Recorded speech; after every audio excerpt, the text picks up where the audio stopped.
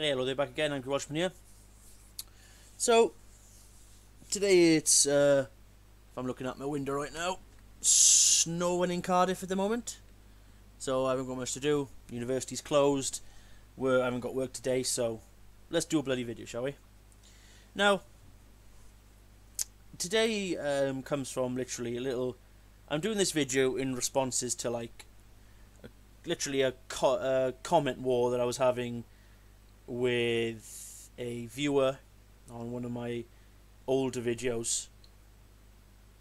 I think it was one of my Russian vids videos, which coincidentally has the most dislikes. Go figure. And you know, literally his entire arguments were just the shittest things I've ever heard in my life.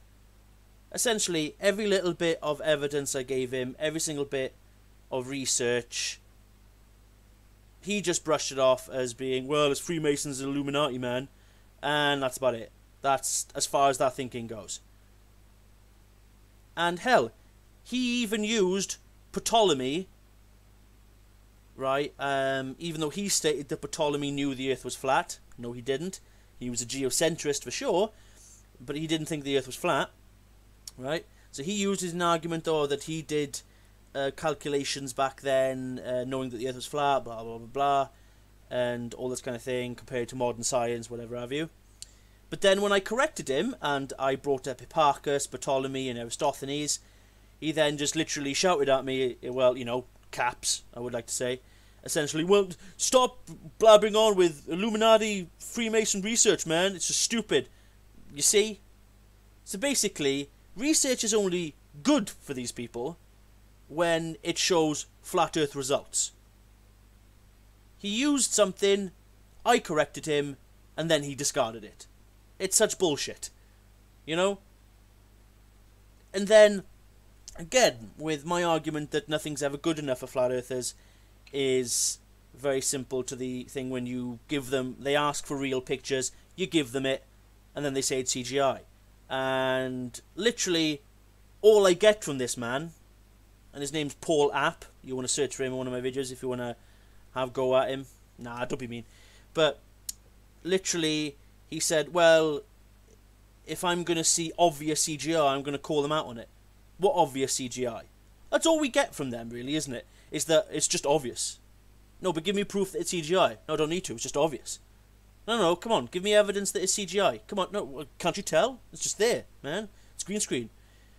I'm like, ugh.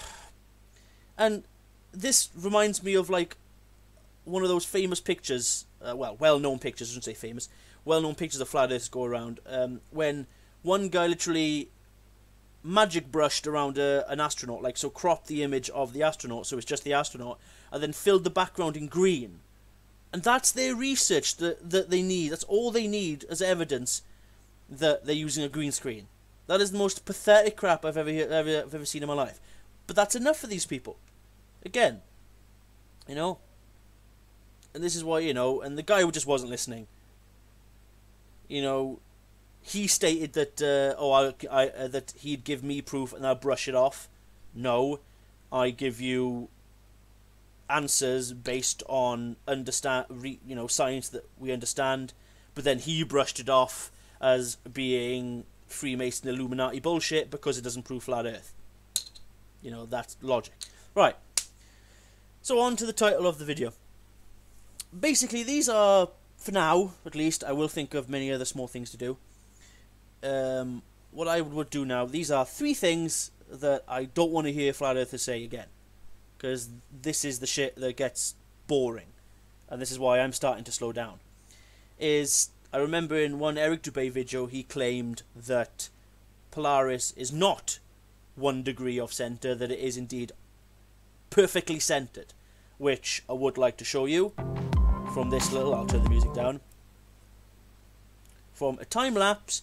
As you can clearly see, there is Polaris, a degree off center, rotating around a center point, a degree off center. So there it is. Look, so it looks center, doesn't it? It generally does, until you do a time lapse. Oh, let's find a good one. There we go. See, there is Polaris circling. It is indeed 1 degree off centre. Now, this argument points up there recently because I think the Morrigail, the most droning sounding voice man I've ever heard in my life, that's another kind of story. He states he had recent videos of, debunking the globe, and he says, but he also gets to the point where he states that Polaris is the best argument they have to debunking the heliocentric model. Right? And he states that Polaris has always been, through all accounts, Polaris has always been the pole star, and that it's always been the pole star throughout the recorded history. Now, I would like to say that that is bollocks. The Ptolemy and Hipparchus and Aristophanes or whatever never said anything to Polaris being the pole star. Now, I would like to point out that Polaris was discovered and catalogued by Ptolemy. I think it was about 160 AD. Or somewhere around there. It's about 100 to 200 AD. Somewhere around there. And so he catalogued it, but it wasn't a star worthy of much note then, because it wasn't a pole star. Now, it's very well known that... before I get onto that, right, here's a star chart. Right? From the 17th century. By a Dutchman, I believe, right? It's from the 17th century, 1600s. Now, pay attention to this. Here is Ursa Minor. Here's the constellation Draco. There's Cepheus and all this kind of. There's Ursa Major, and there's Polaris right there. And as you can clearly tell, it's a fair bit off. If I go back here, that's about 1 degree. Now, if I do my calculations, if I've done my calculations correctly in terms of the precession of the equinoxes and the changing of the pole star, it would have moved. It'll be about 4 to 5 degrees off centre than it is. Now, you can possibly say that this is within margin of error. You can't have been that precise, but they were pretty fucking precise back then. Right, so this is the centre point, and you can clearly tell that is a good 3 to 4 degrees off from there. And I've done my calculations that, because they say the precession happens about 1 degree every 72 or so years. So I've done the calculations, let's say about 300 plus years ago, so let's say about 350. 350 would have progressed about 4.8 degrees, something about that. Now that's the calculations I did earlier, I might have got that bit thin, but that is pretty much close to those little calculations. Okay, now let's go to Wikipedia here for a second. Now I found this a little bit interesting, that it says, during the first millennium BC, Ursa Minoris was the bright star closest to the celestial pole, but it was never close enough to be taken as marking the pole. The Greek navigator Pytheas, I'll click on this now and show you this. He did a lot of amazing stuff back in the day, right? Pytheas in 320 BC, this is BC, right? Described the celestial pole as devoid of stars. So basically no bright stars of any worthy of note. Okay. And I did my calculations, and during the precession, the Polaris the precession would have precessed about a good 32 degrees or so. Let's go to my protractor here. About 32 degrees. Now that is a big difference. So basically, Polaris back then, and it would have been a bright star, still, I would imagine, right? Would have been nowhere near. Polaris would have been bloody over here somewhere. So it would have been nowhere near thing of any note. It would have been nowhere near the polar rotation. And I believe that Polaris wasn't actually even used for navigation until about the 5th century, because that's when people started to take note of it, of always being visible and being quite bright. So people then could start using it, and it wasn't even considered a pole star until about the 12th century. So this note that it's always been, that Polaris has always been, throughout all of recorded history, the pole star, is complete false. Right? They are talking out their ass when they're saying this, and there's nothing to back their claims up, which, on the other hand, we have fucking tons. I mean, I brought up, oh, my mind's gone bloody blank here. Edmund Halley, there we go. Edmund Halley compared his star charts to star charts from ancient Greece, and he found out that stars have moved over the course of time from their positions. So again, this is just more and more evidence that's piling up. But of course, it's Freemason Illuminati made up shit. You know, because we're all shills, apparently. Whatever. You know, and this procession, so let's go back to the Pythias, right? Pythias 320 BC. So that will put the procession around about here, I'm guessing, right? Just out of rule of thumb. And as said, right, there is no bright... These stars probably aren't as bright as they show here in the night sky, obviously. They're probably dimmer than Polaris and the other star of Ursa Minor. Or, as we like to call it in Wales, this is the saucepan. A little bit of good history for you there. Typical for us to put something simple on it. You know, give it a complicated name, and us Welshers literally call it the saucepan fach. And as you can clearly tell, around about this position, there was no stars rotating anywhere near of any note. Which is why Pythias said that the polar region was devoid of any bright stars to show us for navigation. So, point 1. What I don't want to hear flat earthers say, and this is the longest part of this video, what I don't want flat earthers to say is that Polaris has always been the pole star throughout our recorded history, because it simply has not. Okay? So that's that done. Now, the second bit of history I'd like to go on here is they always bring up the Michelson-Morley experiment and Airy's failure. And apparently those experiments proved that the Earth doesn't move. Even though that's not what those experiments were there to do. That's not what they were trying to achieve. Right? Basically, with a simple Google search, it says, the Michelson-Morley experiment was a scientific experiment to find the presence and properties of a substance called ether, a substance believed to fill the empty space. The experiment was done by Albert A. Michelson and Edward Morley.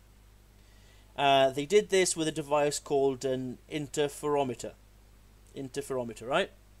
Because basically, the idea behind this is that sound, as we know, needs substance to travel through, so air, right? Otherwise, we don't hear it, and it doesn't travel, right? So air, water, you know, whatever. So it stood to reason, by sheer, you know, just thinking here, that they believed that light needed a substance to travel through. Okay? So that's when they decided that the blackness of space, the void of space, was filled with something called ether. And the Michelson-Morley experiment and the Airy's failure experiment failed to discover the existence of this ether. It's got nothing to do with the motion of the Earth. It wasn't even what they were calculating for. And then, you know, that experiment fell through. And then Einstein came up with his calculations of relativity that sort of filled in the gaps and improved on why we see what we're doing. Calculations that still work to this day. But of course, it's Albert Einstein, so it's Freemason Illuminati bullshit. You're starting to see a bit of a pattern here, aren't we? You know, so again, that's point number 2. Another thing I don't want to hear flat earthers say, and that's the Michelson-Morley and Airy's failure experiment prove that we don't move, which they certainly do not. Okay? Now, point number 3. This is the short bit of the video. Now I'm going to thank Rhetoric and Discourse for this for this video. So this is where he does the experiment. Now, this is point number 3, is that flat earthers say that the horizon rises to your eye level. Now, again, to that commenter that came to my channel arguing with me, I said it doesn't, and he just left a message saying it definitely does, but gave me no evidence or proof of that matter. And here's my evidence of proof. Well, it's not mine, it's Rhetoric and Discourse, but here's his... I'm not going to play too much of his video because it is his video. I would like you to go over to his channel and go and watch it. Now, this video is from May 9th, 2016. So it shows how very little flat earthers listen here. Okay, so here's him at an altitude of 2,527 feet. Right, so he's a fair bit high. He must be at the top of quite a large skyscraper or something, yeah? So that's the altitude. And as you can clearly tell, the angle he is pretty bang on with the pointer, you know, in terms of angular tilt. So let's go on a little bit more of the video. And he does tilt down, and as you can see, to look down on the horizon, you have to tilt the camera down by 1.4 degrees. This is at an elevation of things. So like you said, your eyes cannot distinguish a drop of 5 degrees, or even, let's say, go to 10 degrees when you're traveling at an extreme height. At that sort of distance, your eyes just can't do it. For example, let me just give you a bit of an example of what I mean here, right? Look at a skyscraper, or hell, look at any sort of object. Let's say a house, right? Now, at, let's say, a distance of a few hundred yards, a couple hundred yards or whatever, so you can still see the window at the very least. Look at the top of the window, then move your eyes down to look at the bottom of the window. And I would basically say that your eyes hardly move at all. And it still feels like that you're looking dead on.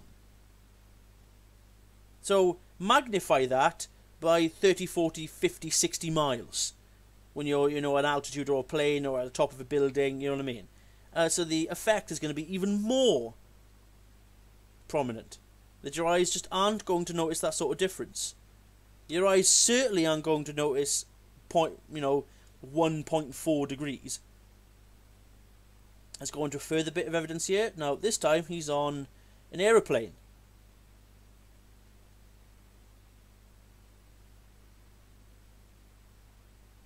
And as you can clearly tell, here, he's at an altitude of... Oh, hang on. Something's showing here.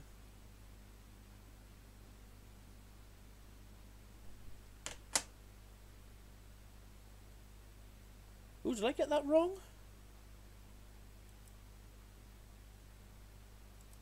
I stated earlier that you have to have some sort of precise measuring device in order to see it. But that's not where I stopped. The next morning on my flight from Las Vegas, I took this image of the horizon. Once again, you can see that I have to look down by the horizon, and this is at about eye level, and you can see the horizon looks like about 3 degrees below the actual eye level of the camera. And so I decided to, guess what, take a picture of the actual horizon, and would you look at that, 3 degrees. You actually have to look down by about 3 degrees in order to see the horizon. Again, this is actually a very small difference, and more than likely your brain just sort of makes up for it. So, my dear Flat Earth friends, please... So I got a little thrown off there by his altitude bits on his camera. It says that he's at an altitude here of 2,527 feet here. But then he's in a plane, and then it says he's at 2,225. Unless there's supposed to be a note there. It just hasn't shown it, you know what I mean? But you know what I mean, like you said. So, like you said, you can tell by the camera. The camera is, you know, pointing at the horizon. As you can clearly see, it's literally just 0.1 of a degree off dead level, and then he has to look down 3 degrees to get it level to the horizon. I just got completely thrown then by his altitude bit, because I don't think the camera probably has a proper altimeter in the plane. I mean, let's go to one of Wolfie's.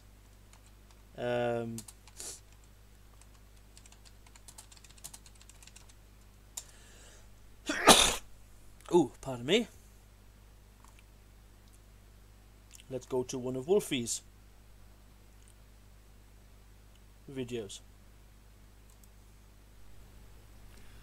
Hello, this is just a quick follow-up to... Well, this isn't actually Wolfie's, this is what you got. So you can clearly tell you, camera is at 0.1 degree. 0.1 is this time is at an altitude of 33,000 feet. That's 33,000. As you can clearly tell, the pointer is nowhere near at the horizon here. That he'd have to look down a good, possibly 4, maybe 5 degrees.